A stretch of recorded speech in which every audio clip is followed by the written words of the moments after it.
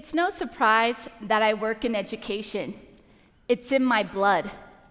My grandmother, Alberta, a proud Chicana, lived in the projects in downtown Denver and was in a gang. She dropped out of school, got pregnant with my dad, and went on welfare. She realized the only way to end this cycle of poverty and violence was through education. So as a single mom of 3, while my grandfather was incarcerated in prison, she crossed the street from the projects to Auraria campus, got her GED, bachelor's and master's, and became a social worker for Denver Public Schools.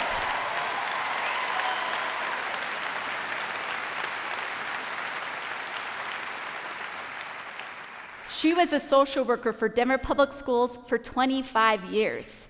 And she went to college, my dad went to college, I went to college, and now my 2 Afro-Latino children, Trey and Aviana, will go to college. My grandmother single-handedly transformed my family's trajectory for generations to come by pursuing an education.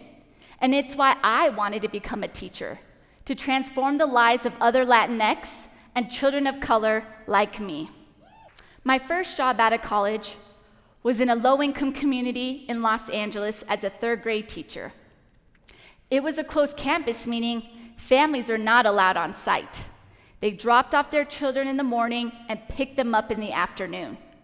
What happened in between was none of their business. Soon I realized that this was a common mindset among teachers, principals, and superintendents across the country, that families don't have a place in education. Time and time again, I've heard fellow educators say things like, families don't care, they're too busy, they don't value education. So at worst, families are not included in their children's education at all.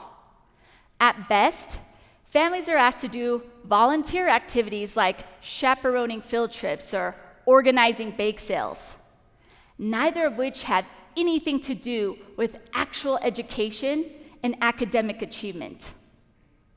This persistent lack of communication and separation between families and teachers leads to a complete breakdown in trust. You've seen it in the news. We fall into this endless cycle of who's at fault for our failing schools? Teachers blame families, families blame teachers. The only thing that they can agree on is that the system isn't working. And it's true, the system isn't working, especially for our low-income students and students of color who continue to graduate at rates far below their white peers. In Colorado, white students are graduating from high school at 85%. Black students are at 74%, and Latinx students are at 73%. Stats like these contribute to mindsets in the education system that low-income families and families of color don't care, are too busy, and don't value education. But here's the thing. As a teacher, I saw how much our low-income families and families of color wanted to be involved in their children's education. They just weren't given a chance to, and no one showed them how to do it. So I tried something different. At this point, I was teaching kindergarten in East LA. I invited all of my students' families into my classroom and explained why 2 skills, sight words and math facts, would be a big part of their child's kindergarten success. I showed them how to practice sight words and math facts at home and how often to do it. The results were miraculous. After connecting with students' families, I had one of the highest performing kindergarten classes in the school. With families doing this work at home, their children were mastering fundamental skills, and I was freed up to teach above and beyond the standard curriculum. I felt like I had a true partnership with my students' families. We were mutually invested and mutually accountable. And my job was 1,000 times easier, and my students were exceeding expectations. Then I realized families are a sleeping giant. Once awakened to the inequities that exist in our education system, there's nothing they won't do to ensure that their children receive the excellent education they deserve, and the system will never be the same. As educators, it must be our top priority to engage families. The only question is, how? I co-founded Rise Colorado to focus on family engagement full-time. We're based in Aurora, Colorado, an official refugee resettlement city, and one of the most diverse school districts and cities in the state, with families from over 130 countries speaking over 160 different languages.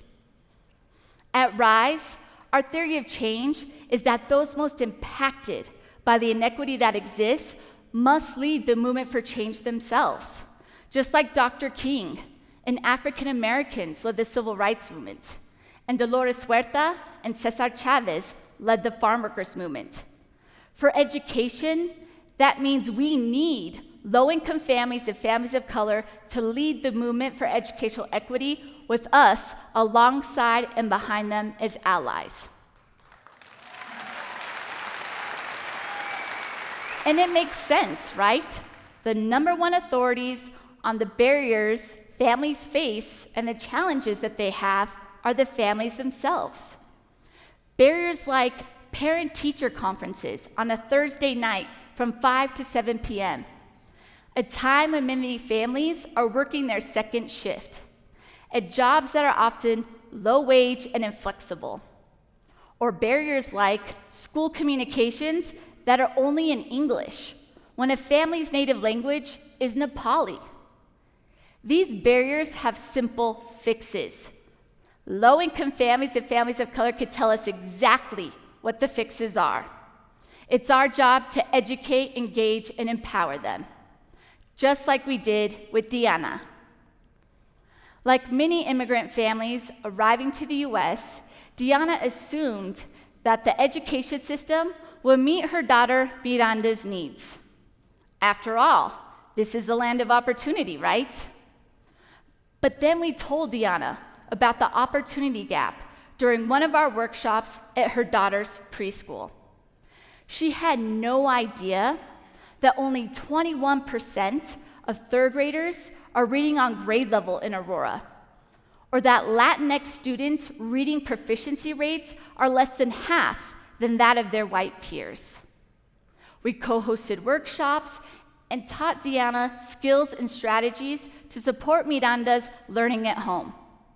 For example, to prevent the 4 million word gap, Diana now reads to Miranda at least 20 minutes every night, and it's paying off. Miranda is now one of the top performing students in her second grade class.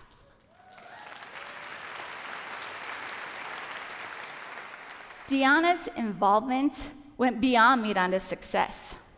We engaged and empowered Diana to lead systemic change along with other family leaders. After ICE raids, Diana and other Rise family leaders wrote and led a resolution to support students regardless of documentation status.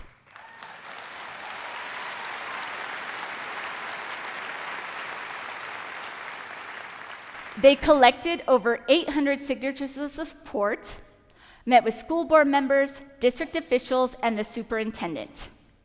It was a hard-fought battle, but in the end, 3 Republicans, 3 Democrats, and 1 independent voted in support of the resolution, and it passed with the 7-0 vote. Low-income families and families of color are proving time and time again that they are architects and not just objects of policy. And this is just one of many incredible organizing wins by our African American, Latinx, Burmese, Karen, Karenni, Bhutanese, and Nepali families. To meet their language needs, Rise family leaders worked to improve interpretation and translation services district-wide by co-creating language ID cards and a central language services office alongside Aurora school district officials. Majority of Rise family leaders cannot vote and are learning to speak English.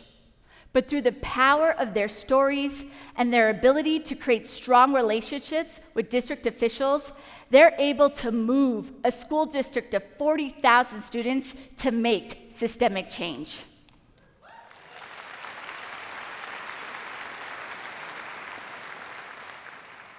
I'm a big fan of the musical Hamilton. And like Lin-Manuel Miranda said, immigrants, we get the job done. These families are getting the job done, improving the education system for everyone, not just their own children. It's time for families and educators to become true partners. That means families are seen as decision makers and have seats in decision-making tables. That we trust families to surface the complex challenges they're facing and create their own solutions. And that educators are co-creating learning experiences alongside families to improve academic achievement and are trusting families' expertise and guidance. If we do not support low-income families and families of color to lead the movement for educational equity, we're going to be having these same conversations in the next 10 or 20 years. Students of color will continue to graduate at rates far below their white peers if the system doesn't change. But our fates are intertwined. And if the education system is failing students of color, then it's failing all of us. Families are ready to lead. It's time to awaken the sleeping giant. Thank you.